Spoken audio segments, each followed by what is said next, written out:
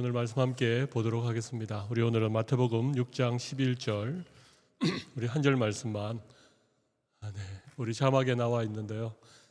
같이 한번 읽어보겠습니다. 오늘 우리에게 일용할 양식을 주시옵고.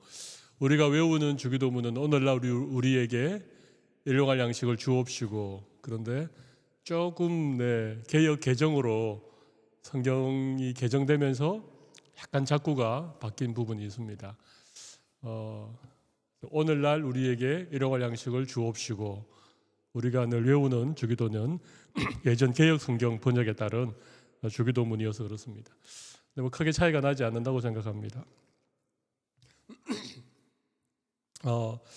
우리 주중에 수요일 저녁 시간에 우리가 또 함께 모여서 잠깐 우리 찬양하고 말씀 나누는 시간을 가지는 것이 저는 참 바람직한 우리 신앙생활에 있어서 굉장히 유익한 시간이다라고 생각을 합니다. 왜냐하면 우리 사실 주중에 우리의 일상이 늘 그냥 분주하고 또 늘 세상에 매여 살지 않습니까?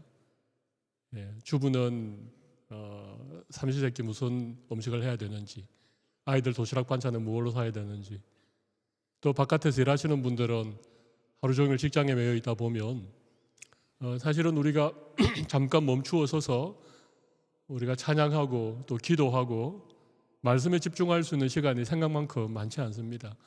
우리 가운데는 매일 새벽에 또 새벽 기도회를 나오시는 분들이 계시긴 하지만 사실은 쉽지는 않죠. 그렇다고 여러분들이 매일 시간을 정해놓고 말씀을 읽고 기도하고 그런 개인 경건의 시간을 가지던 분들이 여기에도 계시겠지만 또 그것도 어떤 때는 좀 빠져먹기도 하고 바쁘다는 이유로, 피곤하다는 이유로, 날씨가 춥다는 핑계로 그럴 때가 많이 있습니다.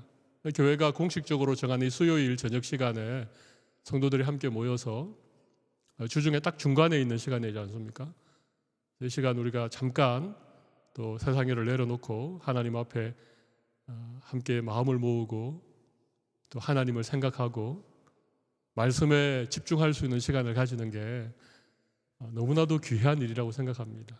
사실 수요일 이 저녁 시간 3일 기도회라고 하기도 하고 수요 예배라고 하기도 하고 다양한 명칭으로 불리어지지만 저는 이 수요 예배, 수요 기도회가 정말 우리 한국 교회가 우리들에게 물려준 너무나도 귀한 신앙의 유산이라고 생각합니다. 예전엔 웬만한 성도들은 다 3일 밤 기도회에 나왔습니다. 밥 먹고 별로 할 일이 없으니까요. 해만 지면 농사 짓는 그 시골에 무슨 일이 있겠습니까? 어디 나갈 일도 없고 만날 사람도 없고.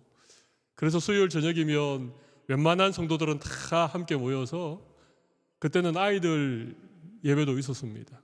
조금 일찍, 1시간 좀 일찍 아이들 먼저 예배 드리고 또 어른들 모여서 성경 공부도 하고 기도회도 하고 그랬는데 이제 점점 현대화가 되어지고 삶이 바빠지고 또 저녁에 어디 나가서 놀만한 데가 많아지니까 주중 수요일 저녁에 함께 모이는 것이 점점 어려워졌습니다. 도심 속에 있는 어떤 교회는 수요일 집회를 아예 하지 않는 교회들도 생겨나기 시작하게 된 것이죠. 그러다 보니까 정말 주일날 잠깐 예배하는 그 시간을 빼고 거의 나머지 대부분의 시간이 하나님과 전혀 동떨어진 삶을 살아가게 되는 것이죠. 그러다 보니까 자연스럽게 우리의 믿음도 점점 처음 믿었을 때 그런 열심과 주님에 대한 뜨거운 사랑이 날이 갈수록 더 깊어지고 더 뜨거워져야 되는데 자꾸만 이 신앙이 점점 나태해진다라고 표현하는 게 조금 죄송하지만 우리의 신앙이 좀 식어지는 그런 느낌들을 가질 때가 많습니다. 우리 수요일 저녁 시간에 나와서 함께 또 말씀 함께 나눌 수 있는 이것이 우리에게 얼마나 귀한 것인지 여러분 이 시간을 귀하게 여기실 수 있는 여러분들이 되시면 좋겠습니다. 주기도문 강해를 제가 계속하고 있습니다. 이제 오늘 일용할 양식에 대한 말씀 나누면 한 두세 번 정도만 더 하면 주기도문 강해도 마무리를 해야 될 시간이 올 것 같습니다. 주기도문 강해를 마치면 무엇을 할까 제가 고민하다가 지난번 우리 사역자들이 함께 모여서 회의를 합니다. 저희들이 매주는 모이지 않지만 격주에 한 번 목요일 오전 시간에 함께 모여서 교회 제반 사항에 대해서 함께 의논도 하고 또 우리 교회 주일학교 중고등부 우리 청년대학부의 상황도 또 함께 세어하고 그렇게 하는 시간인데 요즘 우리가 사는 이 오클랜드 지역에 이렇게 좀 이단들이 이 가정을 방문하기도 하고 또 이렇게 뭐 설문 같은 걸 하는 핑계로 가가오 방문해서 이렇게 좀 이상한 가르침을 전하는 그런 일들이 요즘 일어나고 있다라고 제가 얘기를 듣고 이단에 관한 얘기를 좀 해야 되지 않을까. 근데 여러분 이단으로 규정이 되어진 그런 단체는 위험성이 덜합니다. 예를 들면 신천지. 우리 신천지에 대해서는 그 집단이 이단이라고 하는 것들을 우리가 명확하게 알지 않습니까? 그리고 이 신천지의 주요 교리가 어떤지 또 그들이 어떤 식으로 성도들에게 접근을 하는지 이미 밝혀진 이단들은 위험성이 떨어집니다. 그런데 경계선에 있는 단체들이 많이 있습니다. 아직까지 어떤 교단 총회에서 이단이라고 확실하게 규정을 짓지 않은 예를 들면 총회에서 신학부가 결성되어지고 그 이단에 대해서 한 1년, 2년 뭐 조사를 하거나 연구를 맡겨놓은 상태에 있는 이런 교회나 이런 단체들이 상당히 많이 있습니다. 사실은 위험한 것은 이게 훨씬 더 위험합니다. 이단으로 규정이 되면 우리 성도들도 조심하게 되고 우리가 분별할 수 있지만 이단으로 규정되지 않은 이게 어떻게 보면 이단이라고 말할 수도 있고 어떻게 보면 아니라고 말할 수도 있는 이런 경계선에 있는 이런 교회나 이런 목회자나 이런 단체가 상당히 있거든요. 그래서 상당히 조심스럽지만 제가 수요일 한 두 번 정도를 이단에 대해서 이미 명확하게 잘 밝혀진 이단들에 대해서 좀 간단하게 요약을 해드리고 우리가 좀 조심해야 될 그런 부분에 대해서도 제가 가능하면 좀 함께 나누는 시간을 가져볼까 그런 생각을 하고 있습니다. 왜냐하면 우리가 살아가고 있는 마지막 시대에는 진리가 혼란한 그런 시대이죠. 거짓 선지자들, 거짓 교사들, 광명한 천사로 가장한 악한 자들이 우리 주위에서 많이 우리의 믿음을 유혹하고 우리의 구원에서 떨어뜨리기 위해서 그렇게 마지막 안간힘을 쓰고 있는 이런 시대이기 때문에 그런 이단에 관한 부분들이 좀 필요하지 않을까 그런 생각을 해봅니다. 저는 우리 성도들의 신앙에 유익이 되는 부분이라면 가능하면 잘 준비해서 또 함께 나누고 우리의 믿음을 잘 지켜낼 수 있는 그리고 끝까지 주님 바라보고 믿음의 길을 승리할 수 있는 그런 성도들이 되면 좋겠다 그런 생각을 합니다. 오늘 우리가 나눌 주제는 일용할 양식에 관한 말씀입니다. 이 말씀 어렵지 않잖아요, 그죠? 오늘날 우리에게 일용할 양식을 주옵시고 이게 뭐가 어렵습니까? 그런데 이 기도 속에 사실은 예수님께서 참 많은 의미를 담아 놓으셨습니다. 짧은 기도지만 너무나도 쉬운 그런 간구지만 이 짧은 기도 속에 예수님께서 참 많은 의미를 포함시켰는데 사실은 예수님이 어떤 재물에 관한 얘기 또 우리의 세상 염려에 관한 얘기 우리가 무엇을 입을까 무엇을 먹을까 무엇을 마실까 이런 부분들에 대해서 주기도문 외에도 많은 부분에 우리에게 사실은 가르침을 주고 있습니다. 그러니까 주기도문에 있는 이 짧은 한마디 기도 속에는 예수님께서 더 많은 곳에서 더 다양하게 말씀하셨던 그런 의미들이 이 기도 속에 다 포함되어져 있는 것이죠.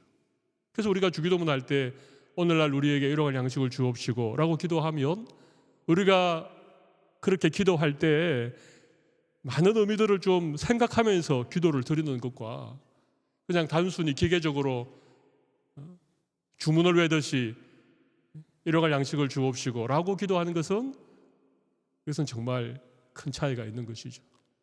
주기도문 강해를 쭉 들어오셨던 우리 성도님들은 주기도문 한마디 한마디에 많은 의미를 담고 많은 기도의 내용을 담아서 그렇게 기도를 드리면 참 좋겠다 싶습니다. 혹시나 앞부분에 주기도문 강해를 놓친 분들은 우리 뒤에 전도사님들에게 요청을 하시면 강의한 유인물이 있습니다. 앞전에 나갔던 거. 그 다 여러분에게 다 새로 인쇄해서 나눠드릴 테니까 필요한 분들은 말씀을 해주시면 좋겠습니다. 네. 뒤에서 소리가 난 거군요. 네. 자, 우리 오늘 강의안을 좀 보실까요? 네, 강의안을 보시면 네 번째 강구는 일용할 양식을 위한 것입니다. 우리의 필요를 구하는 기도는 저차원적인 기도가 아닙니다. 이런 기도를 꼭 해야 되나? 네, 예수님이 일용할 양식을 위해서 기도해라 그렇게 말씀하셨습니다. 일용할 양식을 구하는 기도는 결코 저차원적인 너무나도 수준 낮은 기도가 아니라는 얘기입니다. 이 기도 꼭 해야 됩니다. 우리가 믿는 믿음은 하늘만 생각하며 사는 그런 믿음이 아닙니다. 기독교는 하늘의 종교일 뿐만 아니라 우리가 살아가는 이 땅을 무시하지 않는 종교, 기독교죠. 비록 땅이 범죄하고 타락하여 만신창이가 되었지만 하나님은 세상을 이처럼 살아가시는 분이십니다. 요한복음 3장 16절 하나님이 세상을 이처럼 사랑하사 독생자를 주시기까지 세상을 사랑하는 분이 하나님이십니다. 하나님이 천지 만물을 다 만드셨기 때문에 하나님은 우리가 이 땅에 살아가는 이 땅에서의 삶도 소중하게 생각하신다는 것입니다. 열심히 믿는 분들 중에 이원론적인 생각에 사로잡혀 성속을 구분하는 분들이 있으십니다. 무슨 말인지 알죠, 그죠? 이원론이라고 하는 게 뭡니까? 이원론은요, 거룩한 것과 속된 것, 영적인 것과 육적인 것, 교회 일과 세상 일, 이렇게 자꾸 두 가지로 구분하는 걸 말합니다. 여러분, 우리 육체는 저급한 것이고 우리의 영혼은 높은 것입니까? 그렇지 않습니다. 우리의 몸과 우리의 영혼은 하나입니다. 우리의 몸이 결코 중요하지 않는 게 아닙니다. 물론 성경에서 육신이라고 말할 때 죄로 말미암아 타락한 우리의 어떤 이 본성 또 우리의 어떤 연약한 육신을 가리킬 때가 있습니다만은 성경은 결코 성속을 구분하거나 그렇게 이원론적인 생각을 가지고 있지 않습니다.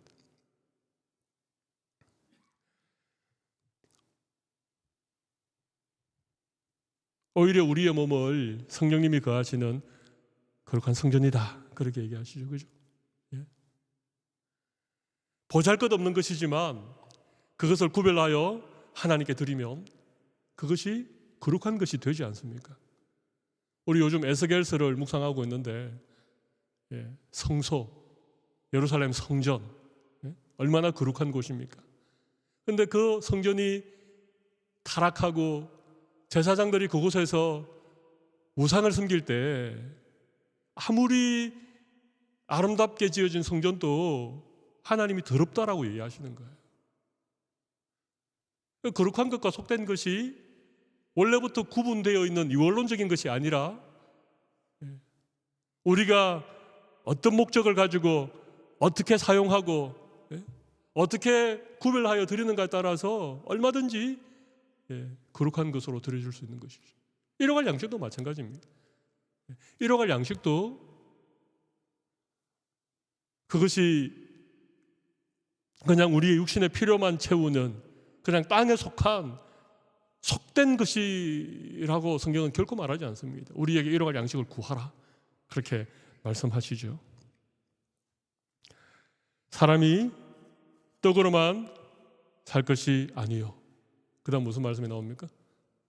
하나님의 입에서 나오는 모든 말씀으로 살 것이니라. 마태복음 4장 4절에 예수님이 40일간 금식하시고 광야에서 사탄의 시험 받을 때 사탄이 돌로 떡을 만들어라 그렇게 하니까 우리 예수님이 대답하신 말씀이죠. 사람이 떡으로만 살 것이 아니다. 근데 거기 잘 보면 떡으로만 살 것이 아니다. 이 말은 떡으로 산다는 것을 부정한 것은 아니죠. 당연히 떡을 먹어야 살지요. 그러나 떡으로만 사는 것은 아니라는 것입니다.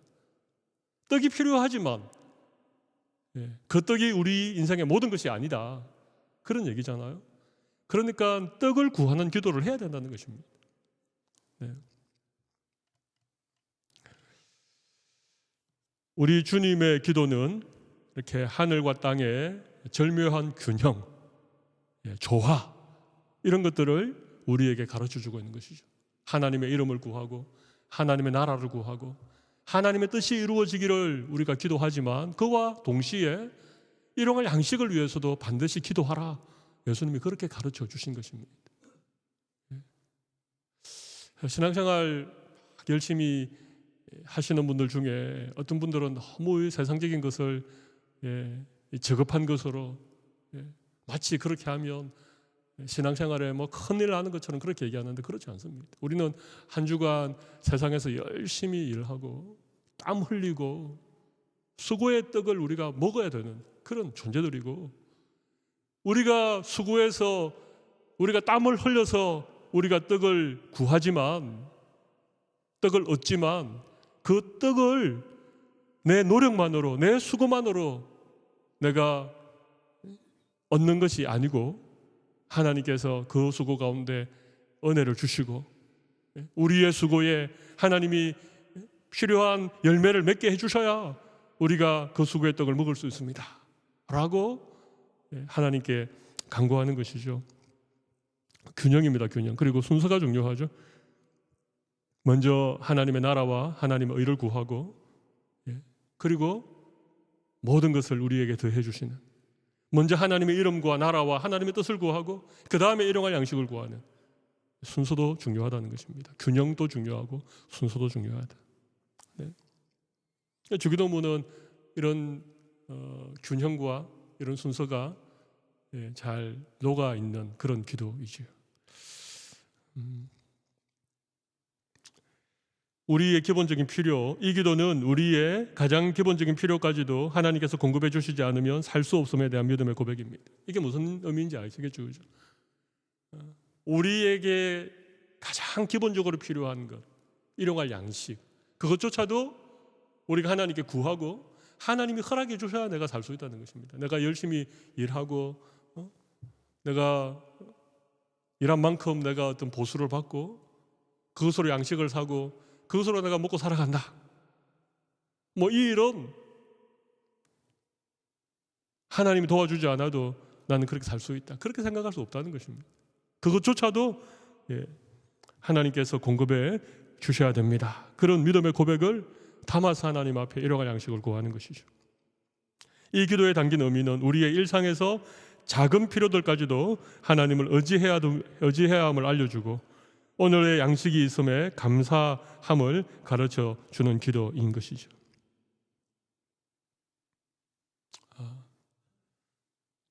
네. 뭐 오늘 우리 이 자리에 계신 분들은 내가 열심히 일하고 내가 열심히 벌어서 내가 지금까지 잘 먹고 살아왔다 그렇게 생각하는 분은 없으시죠? 다 하나님의 은혜다라고 생각하시죠? 하나님 우리를 먹이시고 입히시고 지금까지 우리의 생명을 이 땅 가운데 연장시켜 주셨다. 우리 그거 믿으시죠? 예. 이 믿음을 고백하는 것이 오늘날 우리에게 일용할 양식을 주옵시고라는 기도에 담겨 있는 의미라고 하는 것이죠. 정말 그렇습니다. 하나님이 만약 오늘이라도 이 은혜를 중단한다면 일용할 양식을 우리에게 허락해 주시는 것을 하나님이 손을 거두시면 여러분 우리 가운데 누가 건강을 유지할 수 있으며 누가 생명을 이어갈 수 있겠습니까? 하나님의 은혜인 것입니다. 입맛이 있는 것 하나님 은혜입니다. 먹고 소화가 잘 되는 것 하나님 은혜입니다. 내가 먹은 것이 내 몸의 건강으로 이렇게 잘 보충이 되어서 내 생명을 유지시키는 것 전부 다 하나님의 은혜입니다. 하나님의 은혜가 없으면 우리는 아무것도 아닙니다. 우리의 존재 자체가 전적으로 하나님의 은혜입니다. 이 기도가 지금 여기에 담겨 있는 기도입니다.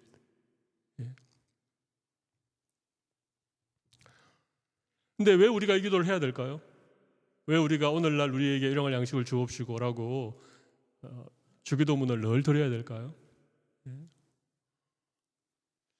이런 기도를 드린 사람들이 하루 세 끼 이렇게 밥을 먹을 때 가지는 마음에 감사하고, 이런 기도를 드리지 않고 그냥 하루 세 끼 밥을 먹는 분들의 삶이 얼마나 차이가 있겠습니까?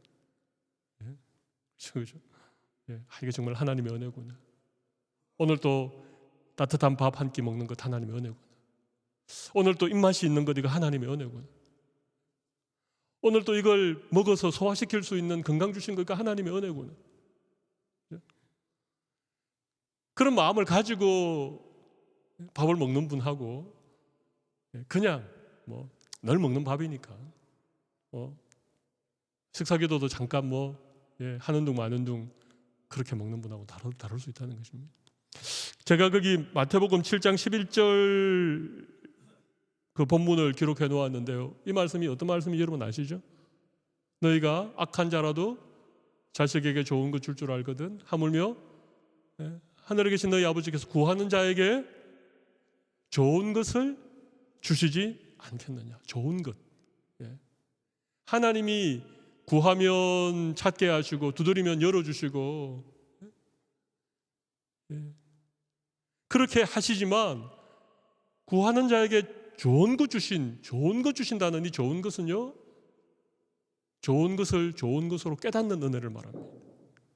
좋은 것을 좋은 것으로 깨닫는 은혜. 하나님께 일용할 양식을 구하는 분들은 한 끼 밥상을 대할 때도 늘 감사하는 마음이 있고 하나님의 은혜를 생각하게 되는 것이잖아요. 그런 분들에게는 사실은 똑같은 조건에 있어도 훨씬 더 많은 하나님의 은혜를 깨닫고 감사할 수 있는 삶을 살아가는, 이게 구하는 자에게 주는 좋은 것입니다. 누가복음 11장에는 구하는 자에게 성령을 주시지 않겠느냐, 성령이라고 나오는데 가장 좋은 것은 하나님 자신을 우리에게 주시는 것이잖아요.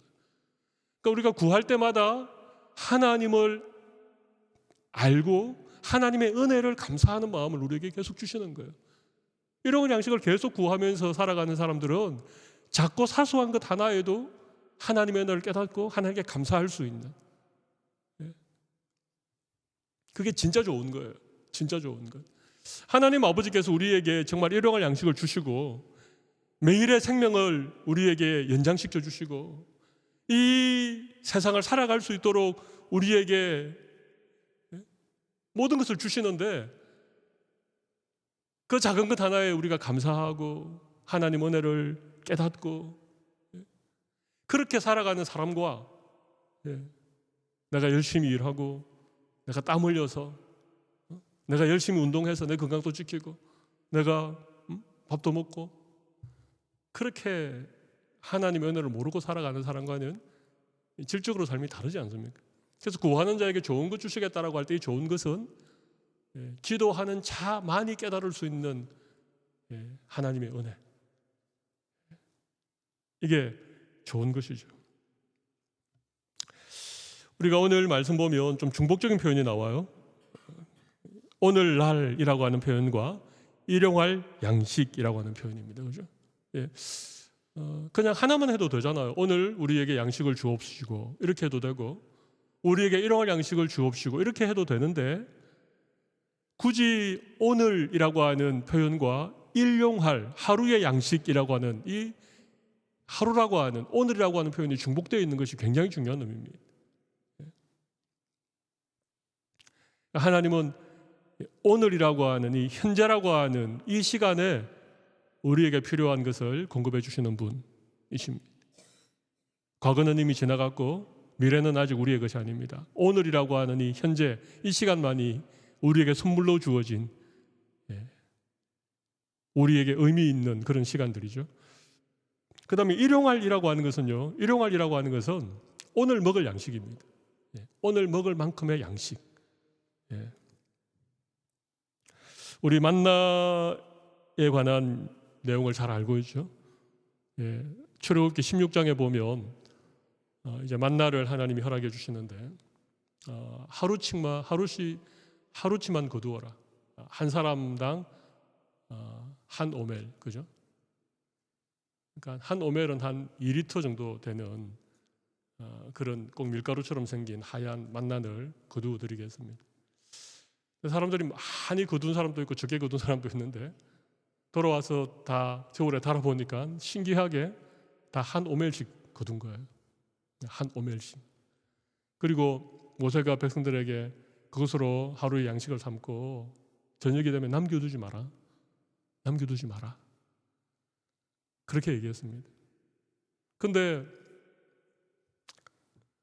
무슨 이유 때문에 그랬는지는 모르겠지만 남겨둔 사람이 있었습니다. 많이 거두어서 남겨둔 게 아니고 아무튼 남겨두었습니다. 근데 그 다음날 아침이 되었는데 그 만나에서 벌레가 생기고 냄새가 나서 결국 먹지 못하게 되어지죠. 그래서 매일 아침 나가서 만나를 거두어야 됩니다. 매일 아침. 특별히 6일째 되는 날은 그 다음 날이 안식일이기 때문에 이틀치를 거둘 수 있도록 했습니다. 그래서 이틀치를 한 사람당 2오멜씩 이렇게 거둔 거죠. 신기하게 안식일 날 아침이 되면 이 만나가 벌레도 생기지 않고 냄새도 나지 않고 먹을 수 있게 된 거예요. 근데 또 여기서도 하나님이 그렇게 모세를 통해서 이스라엘 백성들에게 하루치 거두고 여섯째 되는 날은 안식일 목까지 이틀치를 거두어라 그랬는데 또 백성들 가운데 이틀치 거두라고 하는 말씀을 불순종해서 하루치 거둬서 토요일 날 먹고 금요일이겠죠. 안식일 날 아침에 또 만나를 거두러 나온 사람이 있는 것입니다. 그래서 하나님께서 그런 백성들의 불순종하는 모습을 보면서 하나님이 굉장히 마음 아파하시는 그런 기록들이 출애굽기 16장에 나와 있거든요. 왜 그랬을까? 하나님이 왜 만나를 매일 아침 거두라고 했을까요? 좀 많이 거두어서 그날 좀 적게 먹고 좀 남겨둔 그것이 왜 그 다음날 아침이 되면 냄새가 나고 벌레가 생겨서 먹지 못하게 되었을까요?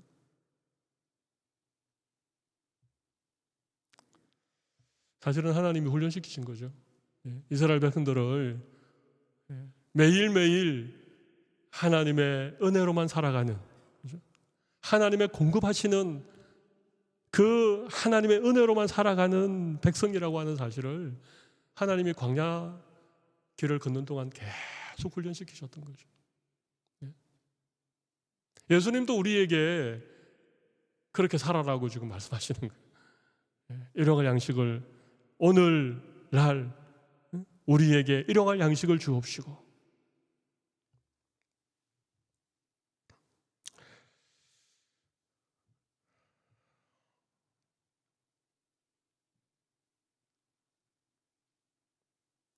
제가 그런 얘기를 좀 썼습니다. 돈의 가치는 모으는 데 있지 않습니다. 사용하는 데 있습니다. 제가 이런 얘기는 한번 들었던 적이 있죠, 그죠? 그렇습니다. 우리가 재물을 많이 모으는 것, 그것을 쌓아두는 것, 그건 주님이 가르치신 기도의 원리와는 맞지 않는 것입니다. 주님은 우리에게 일용할 양식을 구하라. 오늘 우리에게 일용할 양식을 구하라. 그렇게 말씀하셨기 때문에 많이 쌓아두는 것보다는 의미 있고 가치 있는 일에 잘 사용하는 것이 훨씬 귀한 일입니다. 정말 하나님이 기뻐하시는 일입니다.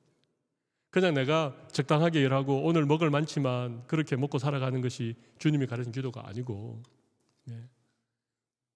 하나님이 우리에게 좀 더 주시고 넉넉하게 주실 때 그것을 나를 위하여 쌓아두지 말고 그것을 좀 더 의미 있는 일에 사용하라는 것이죠. 성탄절이 지나면 거지가 되는 나라 뉴질랜드라고 제가 얘기를 들었는데 왜 그럴까요? 물론 복지가 잘 되어 있기도 하지만 모으는 것보다 가치 있는 일에 사용하는 것을 더 중요하게 생각하는 이 나라의 어떤 가치, 이 나라의 문화 때문에 그렇다고 생각합니다. 한국 사람들은 너무 가난한 시절을 보냈기 때문에 좀 모아두는 것에 목숨을 걸죠, 그죠? 근데 이 나라 사람들은 왠지 모르지만 아무튼 뭐 많이 모으는 사람도 있는지 모르겠지만 모으기 보다가는 의미 있고 가치 있는 일에 이렇게 사용하는 것도 많이 봅니다. 기부도 많이 하고 좋은 일에 선뜻 사용하는.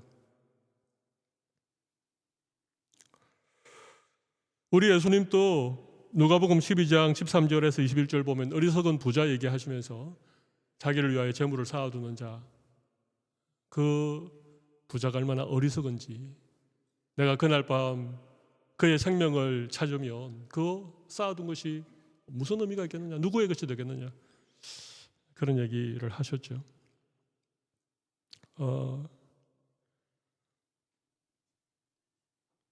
일용할 양식을 구한다라고 할 때는 매일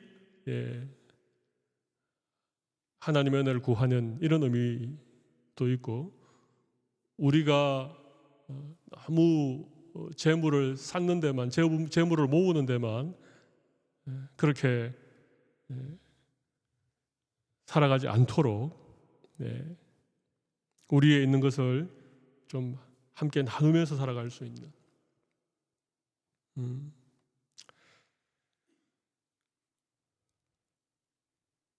그럼 혹시 주위에 뭔가 여러분의 도움을 필요로 하고 뭔가 이렇게 좀 나누고 함께 해야 될 그런 사람들이 있습니까? 여러분, 그런 분들에게 좀 나누어 줄 수 있도록, 또 좀 의미 있는 일에 사용할 수 있도록 하나님께 재물을 좀 구하십시오. 하나님께. 그냥 내배 두드리고 그냥 내가 먹을 것 잔뜩 사주는 거기에 의미를 두지 말고, 우리가 하나님 앞에 일용할 양식을 구할 때 하나님 좀 더 넉넉하게 허락해 주신다면, 하나님께서 나에게 어떤 재물에 그런 복을 주신다면 제가 이것으로 가치 있고 의미 있는 일에 마음껏 사용하겠습니다. 저는 하나님은 부자시고 하나님은 모든 것을 가지고 계시기 때문에 하나님 우리에게 어떤 것을 맡겨두셨는데 그것을 우리가 하나님의 마음에 합당하게 잘 사용하면 하나님께서 계속해서 우리의 삶에 부족함이 없도록 공급해 주신다고 저는 생각을 합니다. 이게 하나님을 향한 우리 믿음이죠, 그죠? 근데 이게 자꾸만 우리의 마음에 불안함이 들고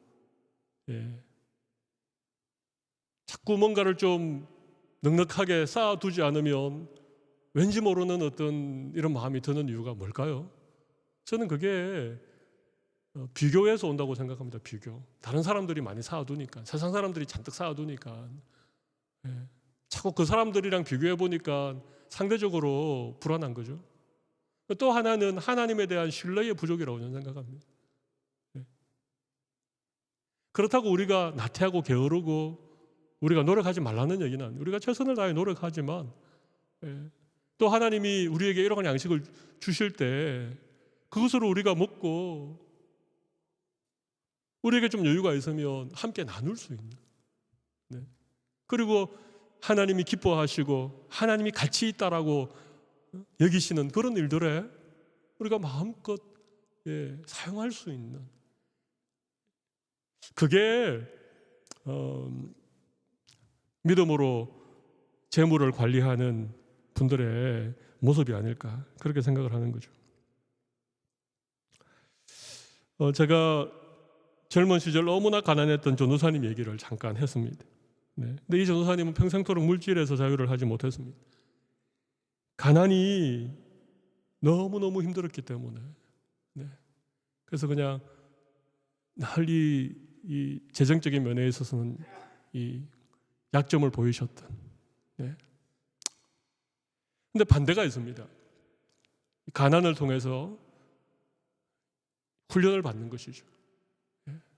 정말 가난해서 때거리가 없는 그런 상황 가운데에서도 하나님이 공급해 주시는, 하나님이 까마귀를 보내어서 끼니를 이어주시는 이런 경험을 오히려 하신 분들은요, 재물에 대해서 이렇게 좀 뭐 초월까지는 아니지만 재물에 대해 좀 초연한, 뭐 물질이 있으면 감사하고 없으면 없어도 뭐 좀 불편하긴 하지만 뭐 사는데 크게 문제 없고 하나님이 일용할 양식 주실 것을 믿고 그런 분들이 계십니다.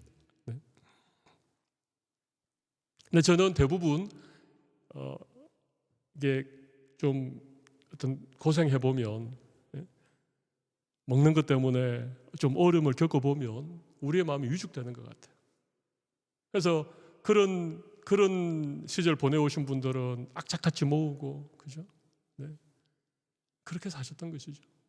근데 우리가 사는 지금 시대는 예전에 비하면 훨씬 풍족해졌습니다, 사실은. 지금 물론 지금 또 결식 아동들도 있고 끼니를 걱정하는 분들이 간혹 있긴 하지만 지금 사실은 웬만하면 우리 먹는 건 다 해결되지 않습니까? 근데 예수님 당시로 한번 돌아가 보자고. 예수님이 주기도문을 가르쳤던 그 당시는 사실은 참 어려웠던 시절이죠. 늘 배를 곪는다는 게 맞는 표현입니까? 늘 배고파했던 거죠. 매일매일 끼니를 걱정했던 그런 시대였기 때문에 이 기도가 더 절박한 기도였겠지만, 그러나 그 시대에도 일용할 양식이 있으면 족한 줄 알고 그렇게 살아갔는데, 오늘 우리는 사실은 너무 풍족한 시대를 살고 있는 거예요. 이런 시대를 살고 있으면서도 우리의 욕심이 끝이 없어서 더 많은 것을 모으고 그것을 움켜쥐려고만 하는 그런 일들이 많다는 것입니다. 저는 하나님께서 우리에게 물질의 훈련을 시키는 것은 물질의 노예가 되라 하는 것이 아니라 물질을 좀 뛰어넘는 그런 믿음을 우리에게 허락하기 위해서 우리에게 물질의 훈련을 시키신다고 저는 생각을 합니다.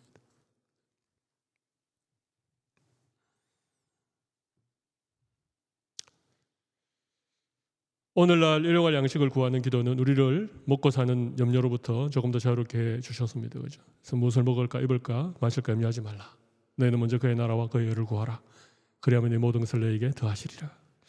제가 총무로 섬겼던 큐티선 교회에 유명한 구호가 있는데요. 이런 구호가 있었습니다. 있으면 먹고 없으면 굶고 죽으면 천국 가죠. 너무 과격한 구호죠. 있으면 먹고 없으면 굶고 죽으면 천국 가자. 근데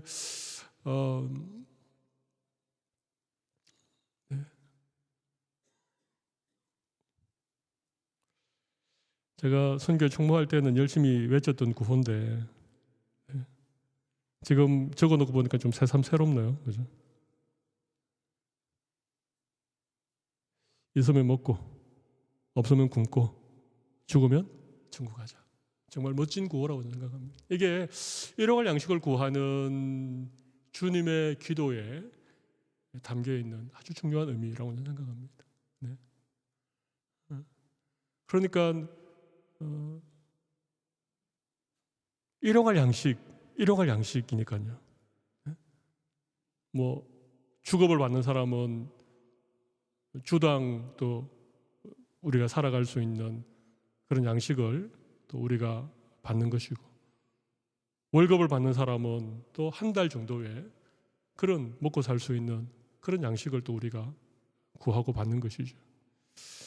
근데 언제부턴가 우리가 평생 먹을 양식을 사놓고 그렇게 살아간다면 오늘날 우리에게 일용할 양식을 주옵시고 라고 우리가 기도하는 것과 실제 우리의 삶은 너무나도 이게 이제 괴리가 있는 것이죠.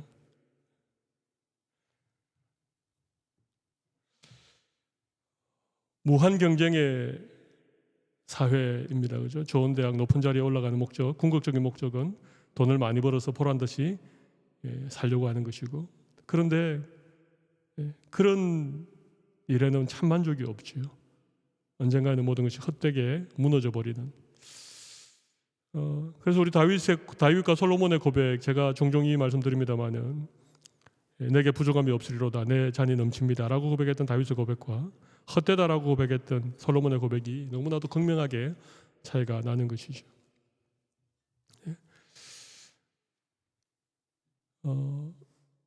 한 달이 조금 넘었네요. 여러분 한동대에 김영길 총장님이 소천하셨는데 여러분 그 갈대상자라고 하는 책 아시죠, 그죠? 네, 한동대 기독교 대학인데요. 이 한동대에 얽힌 얘기가 있습니다. 한동대는 학교를 시작할 때부터 전원 기숙사 생활을 할 수 있도록 하고 기숙사에는 무료로 그렇게 생활을 하게 했습니다. 근데 한동대가 처음 설립될 때 굉장히 재정적으로 후원했던 그런 크리스찬 기업이 어려워졌습니다. 그래서 한동대가 재정적으로 굉장히 어려웠던 시기가 있었습니다.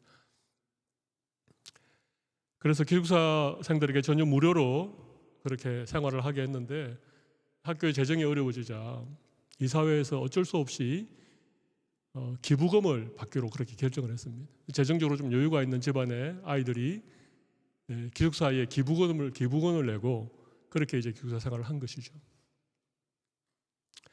그런데도 또 어려움이 생겼습니다. 학생들의 숫자가 많아지고 기숙사에 들어갈 수 있는 인원이 제한이 되어지니까 어쩔 수 없이 학생들 중에 몇몇은 기숙사에 들어가지 못하고 학교 주변에 있는 뭐 그런 하숙이나 자취를 알아봐야 되는 그런 상황이었습니다.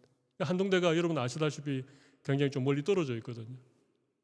그리고 그 당시만 해도 학교 주위에 뭐 집들이 많이 없었기 때문에 좀 꽤 멀리 떨어져 있는 상당히 불편한, 돈은 돈대로 들고 생활하기도 불편한 그런 어쨌든 상황이 되어진 거예요. 그래서 당연히 기숙사에 약간의 기부금을 낸 학생들에게 기숙사에 들어갈 우선권이 주어지지 않습니까? 그죠? 네. 뭐 그건 누가 봐도 합리적인 그런 생각이었는데 이 기숙사에 있는 학생들 중심으로 어떤 얘기들이 오고 갔는가 하면 그래도 학교에 기부금을 낼 수 있는 학생들은 그나마 경제적으로 조금의 여유가 있는 사람들이다. 그러나 기부금을 내지 못하는 학생들은 그만큼 경제적으로 어렵기 때문에 오히려 기부금을 내지 않는 사람들이 기숙사에 먼저 입사를 할 수 있는 자격을 주고 기부금을 낸 사람들 중에서 자취방을 찾아 나서도록 하자. 이해가 되시죠? 네. 실제로 기부금 학교에 기부한 아이들이 먼저 학교 외곽에 있는 그런 하숙이나 자취를 얻어서 생활했던 유명한 일화가 있습니다. 네. 이게 사실은 예수님이 가르쳤던 일용할 양식을 구하라고 하는 그 기도에 담겨 있는 진정한 의미죠. 예. 한동대가 참 기독교 대학으로 많은 신앙의 인물들을 양성하는 그런 학교가 되어졌지요. 예수 믿는 사람들이 좀 달라야 되는 부분 가운데 가장 중요한 것이 저는 물질이라고 생각합니다. 물질을 대하는 태도. 여기에서 정말 우리가 진정한 크리스찬인가 아니면 그냥 우리가 종교인인가 이게 선명하게 구분이 되어질 수 있죠.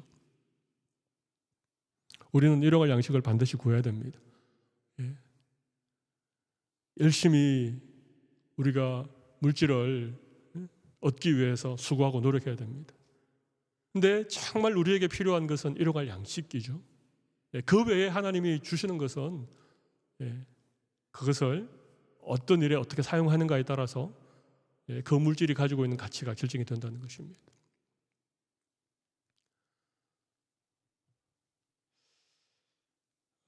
제가 결론을 이렇게 기록해 두었습니다. 나는 날마다 일용할 양식을 구하며 사는 사람인가요?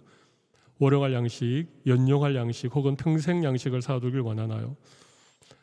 바울의 고백을 깊이 묵상해 봅시다. 나는 비천에 처할 줄도 알고 풍부에 처할 줄도 알아. 모든 일 곧 배부름과 배고픔과 풍부와 궁핍에도 처할 줄 아는 일체의 비결을 배웠노라. 어떤 행편에서든지 나는 자족하기를 배웠다. 자족의 비결을 우리가 배울 수만 있으면 우리의 삶이 훨씬 더 풍성해질 지고 작은 것을 통해서도 더 풍성한 그런 삶을 살아갈 수 있지 않을까 그렇게 생각을 해봅니다. 오늘 기도가 어떤 의미를 담고 있는지 제가 말씀을 좀 나누었습니다. 하나님은 땅의 것을 부정하지 않습니다. 재물을 필요 없다 그렇게 아무도 말씀하지 않으셨습니다. 그러나 재물과 하나님을 겸하여 섬길 수 없다 그런 말씀하셨습니다. 먼저 하나님의 나라와 그의 의를 구하라 그렇게도 말씀하셨습니다. 무엇을 먹을까 염려하지 말라 그렇게도 말씀하셨습니다. 자기를 위하여 재물을 쌓아둔 어리석은 부자에 관한 얘기도 하셨습니다. 좀이나 덕록이나 도둑이 없는 천국의 보화를 쌓아둬라 그런 얘기도 하셨습니다.